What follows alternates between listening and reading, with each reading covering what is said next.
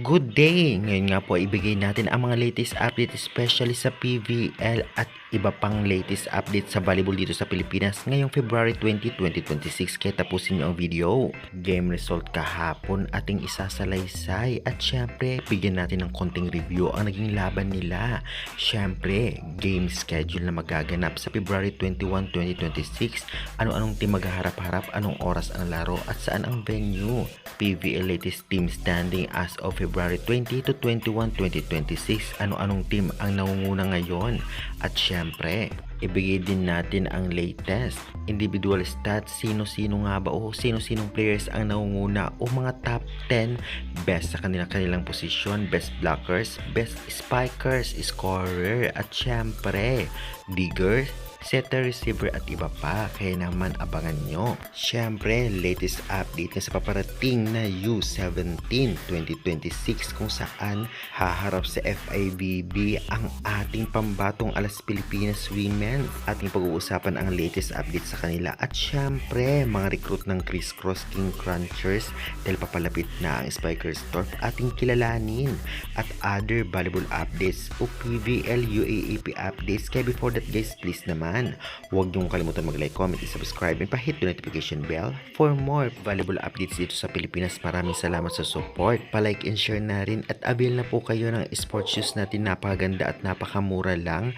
Syempre, mga sports bag, alas Pilipinas, Creamline at Chocomocho t-shirt. Avail na and God bless na lamang. Well, ngayon nga unahin po muna natin bigyan ng game result ang naging laban kahapon. Sa unang laban nga ng PLDT versus Akari Chargers, nanalo ang PLDT sa loob ng 4 sets sa mga scores na 25-22, 25-27, 25-21 at 25-15. Player of the game ay si Kat Arado na may 26 excellent digs at 10 excellent receptions. At sa second game naman kahapon, nanalo nga ang Galleries Tower High Racers sa NXT Chameleon in 4 sets sa mga scores na 25-19, 17-25, 25-20 at 25-21. Player of the game ay si Rosel Baliton na may 16 points, 7 attacks, 7 blocks at 2 ace. At syempre ngayon naman bigyan natin ng konting review ang naging laban sa pagitan nga ng top 4 ng Akari versus PLDT. Well, kahit papano ay lumaban ang Akari dahil muntikan na rin umabot sa 5 sets ang laban at ang ibang sets ay dikit ang scores. Grabe din talaga ang pagbabalik ng Ivy Laxina, laking tulong dito sa Akari Chargers. Okay naman na ang laro nitong si Soltones at syempre si Suyud. Ganun pa man medyo kinulang lang. Grabe din ang digging ng liberong Akari Chargers. Samantalang sa PLD naman, unstoppable pa rin si Davison. Ganun din si Kat Arado bilang receiver at digger o libero ng PLDT. Consistent pa rin. Grabe din ang blockings talaga ng PLDT na isa talaga sa kanilang bala at syempre ang opensa nila na talaga namang kakilakilabot. Grabe din si Sharma dito sa Akari Chargers. Ngunit talaga namang malakas talaga ang PLDT ngayon. Doon pa man, syempre, bawi na lamang sa mga susunod na laban. At least maganda pa ang nilaro ng Akari. And congratulations sa PLDT. Still undefeated pa rin sila ngayong conference na ito. Kaabang-abang ang sunod na laban nila. Samantalang, dako naman tayo sa naging laban nga ng NXT versus Galleries. Hindi inaasahan ng karamihan na matatalo ng Galleries ang NXT led. Kahit ako sa aking prediction sa preview game ay akala ko talo ang Galleries, ngunit ngayon ay talagang pinatuyan na yan nila na bilog ang bola. Sa tingin ko ang nagpapanalo talaga dito nga sa Galleries ay ang kanilang setter at syempre ang POG nilang middle blocker na si Baliton. Okay din ang performance ni Deloria at Raagas na talagang kahit huli ng pinasok si Raagas ay nanggawa. Maganda ang pagbalasa ngayon ng coaching staff nitong ang Galleries kaya nanalo sila kontra sa malakas din na team at undefeated sa ng NX-led, ngunit ngayon ay may talo na. Samantalang sa NX-led Chameleon, grabe kahit ginamit ang first 6 nila, yung dating sa Petrogas Angels ay talagang ginalingan ng Galleries dahil nga nahirapan ito ngang NX-led kaya naman pinasok ang nasa mga bench players. Ganun pa man, hindi umubra, tuloy-tuloy ang sorte nitong ngang Galleries Tower High Racers. Maganda rin nilaro nitong si Puntilla sa Galleries, ngunit sadyang si Deloria at ibang wing spikers nakafocus ang setter na si Coronel. Ngunit maganda naman ang inilaro at nanalo naman. Grabe din si Van Sikel at Pablo, ngunit hindi masyado silang nanggawa, lalong lalo pinalitan sila dahil nga sa performance ng Galleries. Ganun pa man naging maganda ang laban at umabot sa 4 sets, bawi na lamang sa mga next game.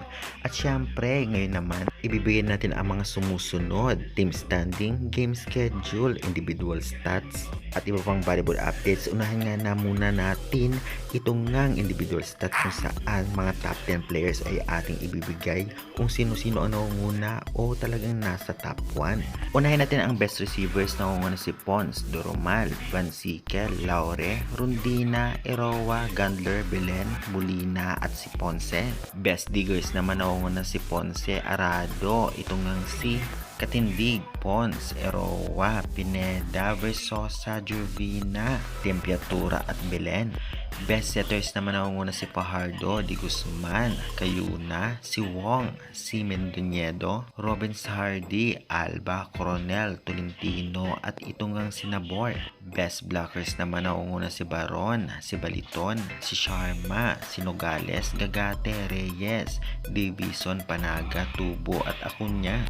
Samantalang sa best servers, si Belen, Chamson, Arroyo, Pons, Panaga, Domingo, Laksina, Gandler, Mintilla at itong si Di Guzman. Best scorer si Belen, syempre si Rundina, Van Sikel, Arroyo, Davison, Tubo, Santos, Gandler at Deloria at syempre si Pons. Samantalang sa best spiker si Tubo, si Lee, Belen, Santos, Pons, Tubino, si Van Sikel, Gandler, Galanza at Laure. Ngayon naman agad-agad ibibigay natin ang team standing as of February 20 to 21, 2026. Naunguna nga ang PLDT 3-0, Signal 3-1, NX LED, syempre 3-1, Criminal Cool Smashers 2-1, Capital 1-2-2, Galleries 2-2, Farm Fresh 1-2, Chocomucho 1-3, Sauce Coffee 1-3 at Akari 0-3. Samantalang ngayon naman ay ibibigay na natin ang game schedule sa February 21, 2026. Narito po ang mga teams na magharap-harap, venue, anong oras. Unang maghaharap sa February 21 ay ang Crimen Cool Smashers vs Capital One Solar Spikers 4pm. Venue ito ay sa Fail All Center. Samantalang second game 6:30pm, Sauce Coffee Thunderbells vs Farm Fresh Foxes.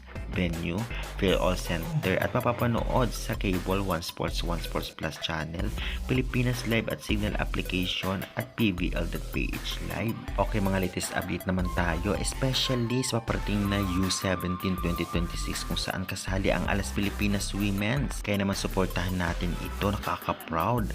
Grabe, ang talagang participating teams ay malalakas, galing na sa iba't ibang bahagi ng mundo. At sa Chile ito magaganap dahil sila ang host country.